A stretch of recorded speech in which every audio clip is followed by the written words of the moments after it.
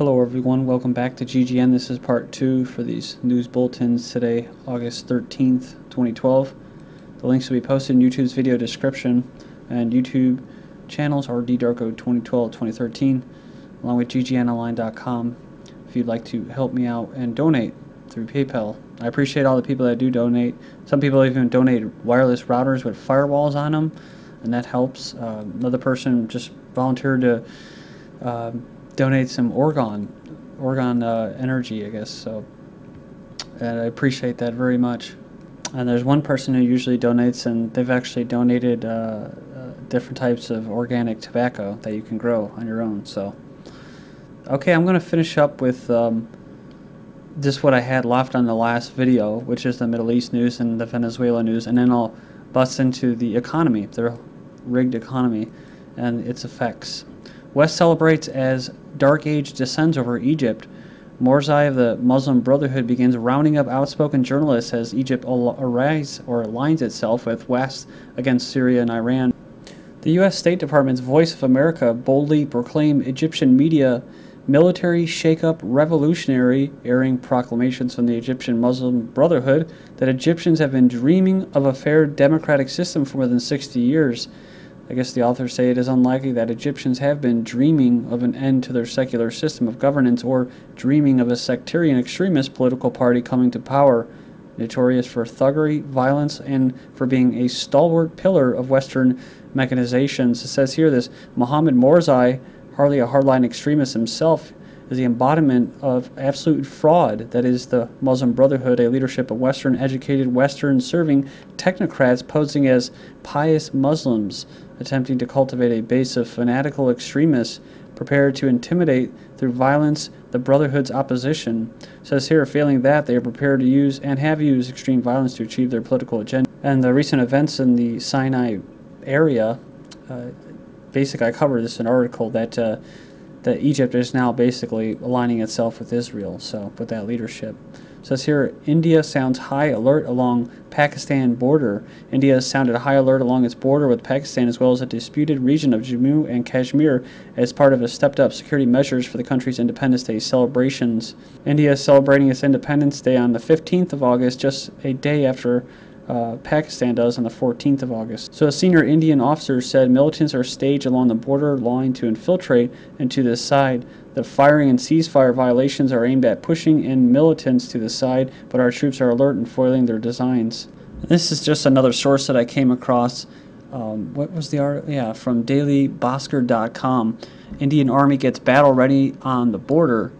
So kind of reading into this article, it kind of makes it seem that India is not posturing, but they're opening up this big military base, and that they're creating a modern military station. They're modernizing the military. Yeah, because it says its proximity to the international border of India and Pakistan has got their army to reap benefits of the location for securing the nations against any foreign aggression in the future. So they've already sent units to this area, and it says here it indicates that the Indian Army has big plans for this area. So I guess another way to look at this is be prepared for some kind of India bombing or Pakistan bombing. It's going to be usually intelligence operated. Here we'll make the font a little bigger there. So Chavez, American man detained in Venezuela. The authorities have detained an American man and are interrogating him, suspecting he could be a mercenary plotting to destabilize the country if the opposition loses the upcoming presidential election. So Chavez told reporters Friday that under a questioning, the man said he has been a U.S. Marine. The man has military training and refuses to give information that in itself is suspicious, Chavez said on state television. So the man had been reportedly detained while crossing into Venezuela from Colombia on a bus in the middle of the night. He said the American had entered the country illegally. So the interesting part is it says he was carrying a U.S. passport with entrance and exit stamps from countries including Iraq, Afghanistan, and Libya. So when he was detained at the National Guard post in southwestern Táchira state, he tore up a part of a notebook that he had with him. And Venezuela is planning a guerrilla army against U.S. invasion. They said here that they're aiming to be 1 million strong by 2013 to fight off a possible U.S. invasion, an opposition lawmaker said Sunday. Wow, an opposition lawmaker said Sunday. So but it says it's crafted with input from close ally and fellow U.S. foe Cuba, covers illegal and other types of angles to transform a professional army into a guerrilla army. It says here the former presidential candidate said he or she had obtained a copy of the plan printed by an institution affiliated with the army. It says here the objective is to build a new Bolivarian military doctrine that would prepare Venezuela to be successful in a prolonged popular war against the empire or United States. So she says here that it provides for strengthening the guerrilla forces at the expense of the regular army. So take this with a grain of salt. So this is the opposition here. But it says here Venezuela's militia corps, described by, it says here, firebrand leftist Hugo Chavez as an army of the public, was created in 2005 to protect the country against possible imperialist aggression. They are considered a part of the military but report directly to the president. Kind of sounds like the Waffen-SS, you know?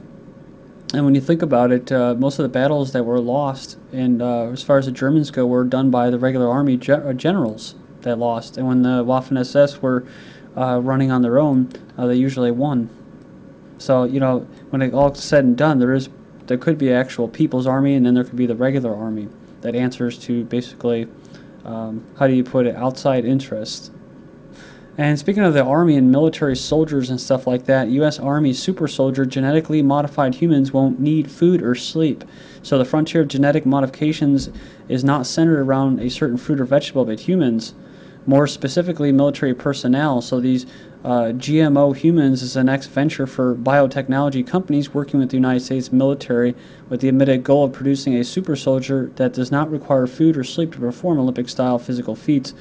And if you've ever seen that thing with Duncan O'Finian, the super soldier program, I think it was Project Talon and MK Ultra, they've been doing this for shit at least 30, 40, 50, you know, if it's World War II, we're talking about, you know, 60 plus years. So this isn't anything new. They're just tying new technology in with it. So it says here that these super soldiers will be able to even regrow limbs that were destroyed by enemy fire and live off their fat stores for extreme lengths of time. It's backed by $2 billion a year funding from DARPA, and it says here that they didn't say whether or not the genetically modified humans currently exist to such an extent. However, it's known based on previous reports that human chimeras have already been created outside the public spotlight. As of right now, DARPA has a functioning exoskeleton that enables soldiers to run faster and handle heavy weights. And they're actually the first part of the 4-part steps that I've shown before. I think it was from the Russians about going to an avatar, completely over to an avatar. And so it's always for military purposes at first. And the first one, they already have that technology where soldiers can communicate with their avatar, or basically robots remotely in that. DARPA earlier this year was developing research into contact lenses mounted displays that could transport information from drones in the eyeballs of soldiers. Furthermore, the agency is also developing helmets in which the soldiers could communicate telepathically with the kill drones. I would imagine that's for people on the kill list. Okay, yeah, the 2045 project, which promises or offers immortality to the wealthy elite. So yeah, this is what I was talking about. I'm going to keep moving here for time's sake, guys. Check it out. But this ties in with what? Wayne Matson's reporter story about what? James Holmes, family tied to DARPA and mind manipulation work. So we know that Holmes was in a very special, unique program as far as neuroscience goes, and creating super soldiers is really what it was all about. So yeah, basically his experience or his research and history was basically tied to the Salk Institute, which was partnered with DARPA and all these universities. And it says here they're working with the Mars company, basically chocolate, to prevent in-combat troops through the enhanced use of epasomething, a blood flow increasing and blood vessel dilating antioxidant flavanol found in cocoa and particularly in dark chocolate. The research was part of a larger DARPA program known as Peak Soldier Performance Program, which involved creating brain-machine interfaces for battlefield use, including human robotic bionics for legs, arms, and eyes. So yeah, it says here it was at the forefront of DARPA research on the use of brain-connected neuroprosthetic limbs for soldiers amputated or paralyzed in combat. So then we're talking about limbs growing back. It's kind of not the same thing, but we're talking about the same area. The links between the younger and elder Holmes and the U.S. government research on creating super soldiers, human brain-machine interfaces, and human-like robots begs the question, was James Holmes engaged in a real-life Jason Bourne Treadstone project that broke down and resulted in deadly consequences in Aurora, Colorado? So many of you are aware of this. Dozens of underwater drones deployed to the waters of Iran, and the crash with the oil tanker that I talked about before. U.S. Porter Navy ship crashes with oil tanker near the Strait of Hormuz. And what does this do? Well, it increases oil prices. But someone, a listener, notified me of this news. Oil refinery explosion wakes sleeping Tulsa, Oklahoma residents. Fire contained, no injuries. So, and this was, August 2nd. Then we have this. Refinery fire makes California gas prices explode. So the fire at Chevron Corps oil refinery is having an immediate impact on spot prices. So me personally, I think that some of this stuff is being done purposely because, like I said in the beginning of the video, this is a totally rigged market. So they'll do things like this just to jack up oil prices because they're not getting what they want, because they're little babies, right? They're trying to slap all the sanctions on Iran, and they're not working. India and other countries in Asia and Japan, they're all still dealing with Iran with the oil. So they're actually circumventing all of those sanctions still, and they probably don't like that. And remember what I was talking about before, months ago, when I said when they set these more sanctions and oil embargoes, that it's going to actually, Iran's going to actually, basically undercut. They're going to undercut the oil prices that go to Europe and stuff like that. So the price will actually go down eventually. So I think the prices now are completely fabricated, as if they weren't already. It says here, but this ties into what? Officials warn San Juan and California electricity scarce this summer. So again, this is in California, electricity scarce this summer, and then we have water shortages as well. Then we have this from Iran, bankster death penalty. Iran sentenced 4 bankers to hang for $2.6 billion fraud. Meanwhile, Jamie Dimon and Lloyd Blankfein are still safe in the Israeli proxy known as the Corporation of the United States of America. Hang the bankers Bernanke, Paulson, Geithner, Rubin, Corzine, Dimon, Blankfein are all safe for now, but perhaps if we move to Wall Street to downtown Tehran, it'd be a different story, I guess. And then I tried finding this article and it won't come up. U.S. not seeking Goldman charges. So there's the news. The U.S. is not seeking charges against Goldman Sachs. So for I guess basically for the mortgage fraud.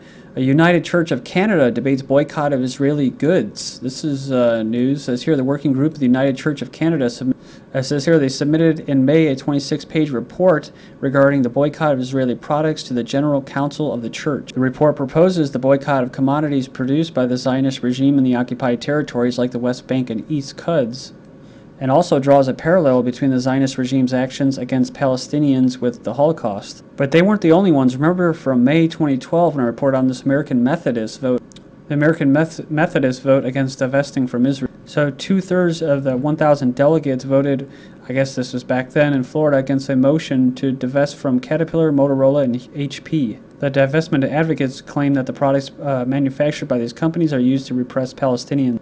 Bankster fraud has driven 100 million people into poverty, killing many. It says we are witnessing a financial holocaust brought on by the banksters, which is causing many deaths. We know fraud is the business model adopted by these giant banks.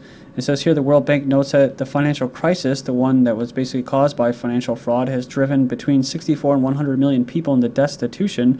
The estimate's probably a lot higher. In 2009, they estimated that 140 million people would be driven into poverty in Asia alone. The AP reported in 2009 the global financial crisis has pushed the ranks of the hungry to a record 1 billion people. It says here a Florida man says he was fired for daughter's cancer treatment, saying that he was terminated on pretext because his late daughter's cancer treatments were too expensive, but Wells Fargo says, go F yourself. Are the government and the big banks quietly preparing for imminent financial collapse? Some people are asking that question. It says here, investors are preparing for a euro collapse. That's right, banks, companies, and investors are preparing themselves for a collapse of the euro. U.S. banks are told to make plans for preventing collapse. The regulators directed 5 of the country's biggest scammers to basically develop a plan for staving off a collapse if they face serious problems, emphasizing that the banks could not count on government help. They're talking about living wills, and this goes back to June 27th, which will basically allow the banks to screw you even more. So that's why people are warning to get your money out. All legal bank deposit protections are now officially gone. Federal courts explicitly rule banks can steal your deposits to pay down their debt, and you have no legal recourse if the bank fails. And that's why what? DHS is purchasing another 750 million rounds of ammo, preparing for mass civil unrest. And with this And with the recent drought, there's going to be less food. So the government stepped in, paid $170 million in food for farmers to give them quick cash, which will go to the Department of Defense.